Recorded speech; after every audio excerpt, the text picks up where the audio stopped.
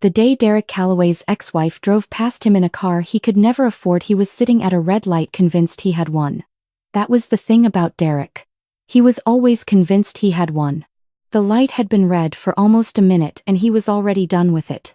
He drummed 2 fingers against the steering wheel, watching the crosswalk fill up with people who apparently had nowhere important to be.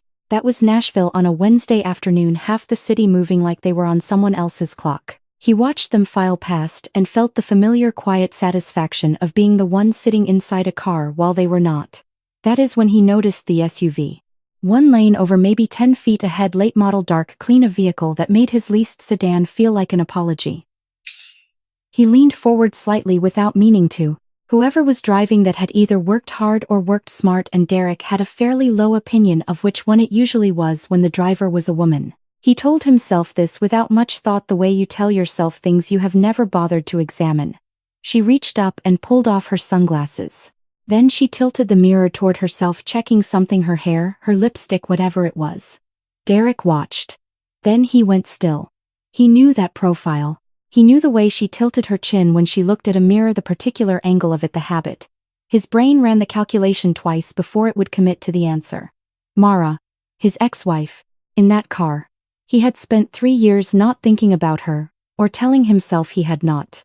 30 seconds, at a red light, undid all of it. The light changed. The car behind him tapped its horn and he pulled forward on instinct, his eyes still tracking the SUV in his mirror until it turned and disappeared. His hands were on the wheel. His head was somewhere else entirely, about 5 or 6 years back on a dry afternoon at the edge of his property outside the city. His company had been using the back lot for client events, and someone in marketing decided a mural on the long exterior wall would make the space feel intentional. Derek had not cared either way. He made a few calls, got a name, and a week later a woman showed up in paint-stained jeans with a duffel bag full of supplies and a sketchbook under her arm. Mara Sutton. She introduced herself like she was already thinking about the wall. He watched her work for a while that first afternoon, the way she stood back and looked at the blank surface like she was reading something already written on it. The way she mixed colors without measuring anything. He did not understand what she was doing and did not particularly want to. What he noticed was that she was pretty easy to talk to and almost entirely unbothered by his presence. That last part was unusual enough to hold his attention. He told her the mural was beautiful before it was half finished. He said it the way you say things when you want someone to like you, not because you mean them. She smiled and went back to work. He decided she was uncomplicated. He decided she was someone who would be easy to be around, easy to manage. Unlikely to want more than he was prepared to give. He thought he was choosing her. It never crossed his mind that she might have been worth choosing. They dated for nearly a year before he proposed. He proposed over dinner, a rooftop restaurant downtown, candles, a bottle of wine that cost more than he usually spent, the whole arrangement. Mara said yes, with a certainty that Derek found reassuring. She was not performing excitement. She just meant it. He took that as confirmation that he had read her correctly. The wedding was held at a hotel in Midtown Nashville, high ceilings, a catering staff that wore vests, a guest list Derek had spent weeks curating. His regional director would be there. 3 senior colleagues. A handful of clients he wanted to keep warm. He wanted the evening to look a certain way, and for most of it it did. Mara's friends were a different matter. They arrived the way her world always arrived, loud, affectionate, entirely at ease with themselves. A muralist from East Nashville in a blazer over a band shirt. 2 photographers. A woman who made jewelry and laughed at full volume. Derek smiled in their direction exactly as often as he had to and spent the rest of the night positioning himself near his work crowd, making sure his director saw him relaxed and in control. What he could not control was the fact that Mara was having a genuinely good time on the other side of the room. After the honeymoon, he told her he did not want her friends at the house. He framed it as a preference, not a demand. Mara did not argue. She said she would see them outside the home instead, said it calmly like someone setting down a boundary they intended to keep. Derek waited for more pushback. It did not come. He took that for a win. He thought her silence meant she had given in. It did not. It meant she had decided what mattered and what did not, and she was not going to waste that distinction on him. It did not happen all at once. That was the thing about Derek, he never came at anything directly if he could wear it down instead. It started with small comments. The garage smelled like spray paint and he was tired of it. She was always disappearing for late-night commissions in neighborhoods he did not love. And what exactly was the professional upside of that? He had mentioned her work to a colleague once and the conversation had gone nowhere, which told him everything he needed to know about how it registered with people who mattered. He never yelled. He did not have to. He just returned to the same points often enough that they started to feel like facts. Mara pushed back for a while. She told him street mural work was legitimate, that she had a growing client list, that the commissions were paying.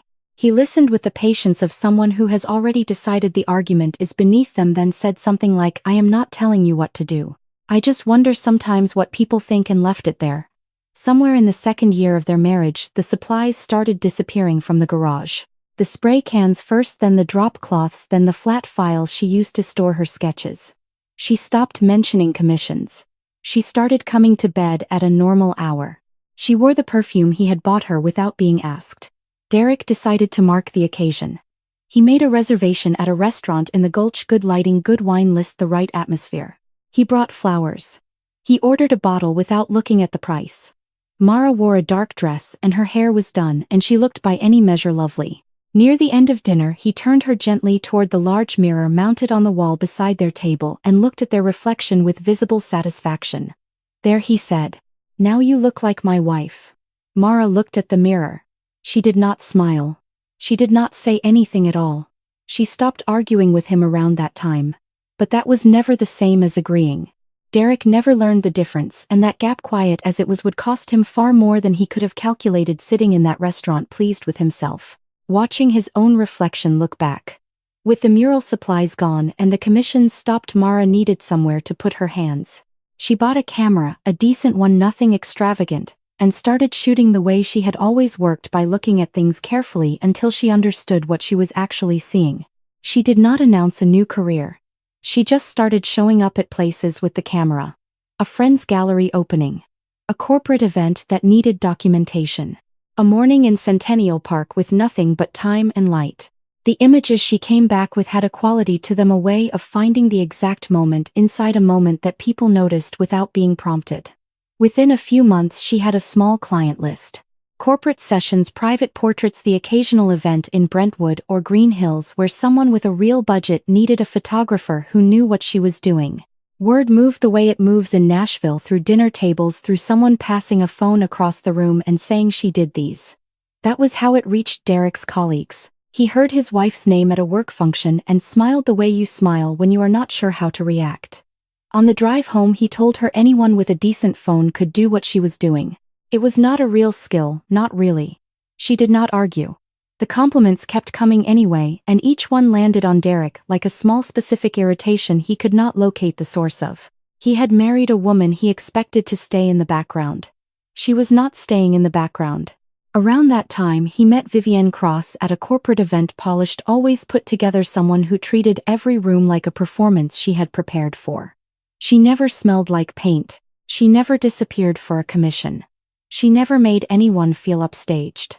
He traded the woman who was becoming something for the woman who only looked like something. That distinction would matter later.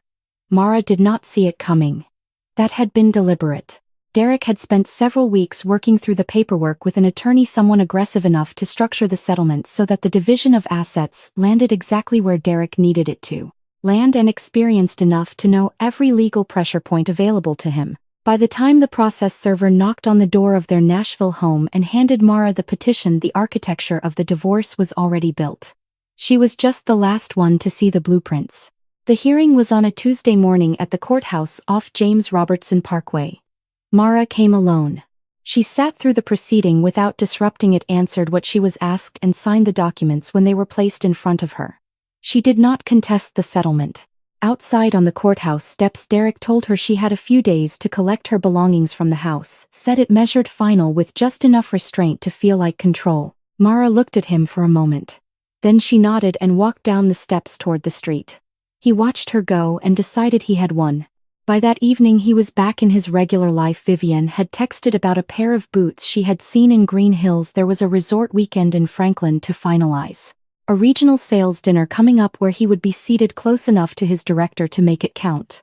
He thought her walking away quietly meant she had nothing left. 3 years would show him exactly how wrong that was. He told himself he was just curious. He told himself it did not mean anything that he would drive past her turn and head home and that would be the end of it. He did not drive past her turn.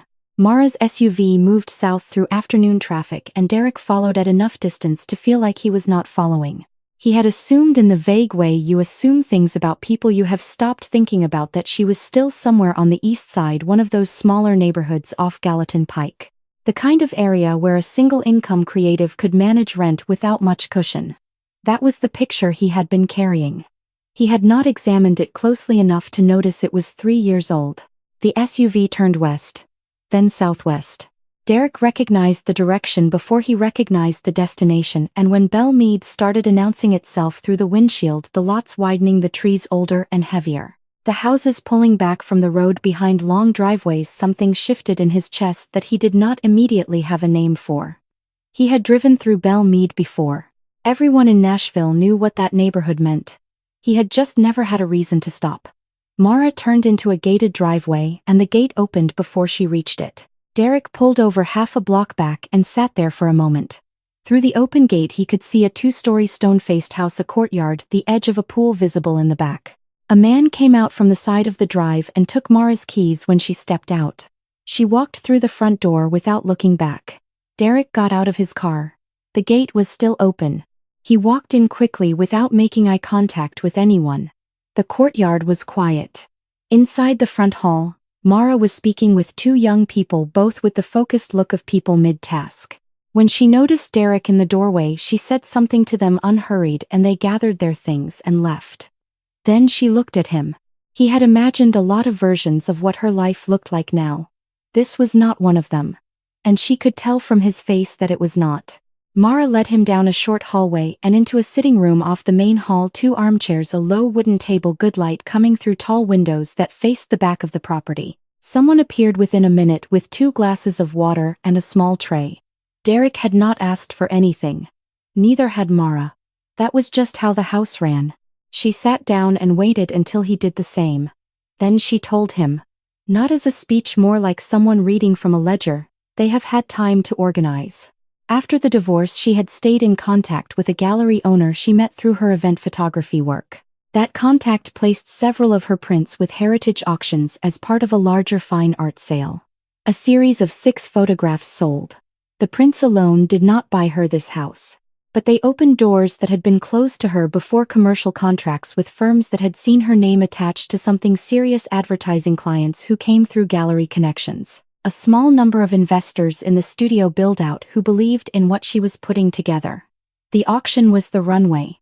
What came after it was the flight. She built a photography studio, professional sessions, commercial contracts, advertising work. She added curated exhibitions, then paid workshops for working photographers and serious beginners. The Belle Meade property was both where she lived and where the business operated. She had staff. She had students coming through every week. Derek sat with all of this and said nothing. Mara looked at him evenly and told him that he had spent the better part of their marriage trying to reshape her into something that fit more cleanly into his life. That he had worked steadily at her work, her appearance, her friendships, her sense of what she was allowed to want. And that in doing all of that he had pushed her back toward the one thing she had always been, someone who knew how to make something out of nothing. She was not thanking him for it. She was not cursing him either. She was naming it the way you name a fact that no longer has any power to hurt you. Then she said she would not keep him and she stood. Derek had not said anything useful in the last 10 minutes. She moved toward the door and left him in the room. The walls were covered in framed photographs, her name in small type at the bottom right corner of each one. He stood up slowly and found himself in front of a large print near the window. His hand came up. The impulse moved through him, fast and ugly, the last recognizable version of who he had been in this story. A man appeared in the doorway before his hand reached the frame, broad-shouldered, unhurried, polite in a way that left no room for negotiation. He gestured toward the hall. Derek followed him out. He drove back across town on autopilot, the kind of driving you do when your mind is somewhere it cannot quite leave. The afternoon light had gone flat by the time he turned onto his street. He pulled into the driveway out of habit, out of muscle memory, out of the assumption that whatever waited inside the house was his.